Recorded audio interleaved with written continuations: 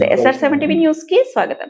శ్రీ లింగేశ్వర శ్రీ శనీశ్వర స్వామి దేవాలయం నందు వరలక్ష్మి వ్రతం కార్యక్రమం అన్నమయ్య జిల్లా రాయచోటిపట్నంలో శ్రీ లింగేశ్వర శ్రీ శనీశ్వర స్వామి దేవాలయం నందు శ్రీ వరలక్ష్మి వ్రత కార్యక్రమం నిర్వహించారు. ఈ కార్యక్రమానికి రాయచోటి చుట్టుపక్కల ప్రజలు పాల్గొనడం జరిగింది. అమ్మవారికి అభిషేక అర్చనలు నిర్వహించి వరలక్ష్మి వ్రతం యొక్క విశిష్టతను పూజారులు కాయప కౌండిన్య శర్మ, గొల్లపిన్ని గోపీస్వామి వారు తెలియజేశారు. రిపోర్టింగ్ బై అన్నమయ్య జిల్లా స్టాఫర్.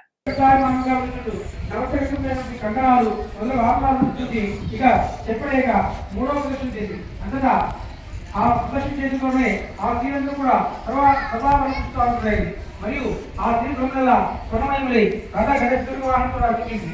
అంతటా ఆ తీరం చూడటం వరకు వారి వారి గమనం నుండి వారి గుర్రములు, ఏనుగులు, రథములు బండ్లు వచ్చి నిలిచి ఉండేది.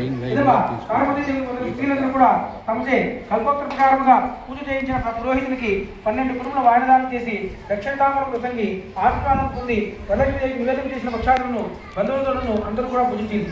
తర్వాత తమ తమ కొరకు వచ్చినటువంటి కాచుకున్నటువంటి గుర్రములను, ఏనుగు మొదలు వాహనములకి తమ తమ ఇళ్లకు పోవచ్చు.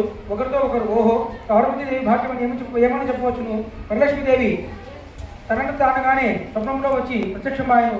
ఆ తారవతీదేవి వంటకడ మణిగిట్టి మహాభాగ్య సంపద కలిగినవని చెప్పి ఆ తారవతీదేవిని మిక్కిలి పోడుచు తమ తమ ఇళ్లకు పోయి విధవ తారవతి మొదలగు స్త్రీలందరూ కూడా ప్రతి సంవత్సరము ఈ వ్రతము చేయించు పుత్రపోత్వాకృతి కలిగి ధనకనక వస్తువాహనం కొనుక్కొని సుఖంగా ఉన్నది. కావున పార్వతి ఈ ఉత్తమమైన వ్రతమును అందరూ చేయవచ్చును. అట్లా నడిచిన సర్వ సౌభాగ్యం కలిగి సుఖంగా నందును.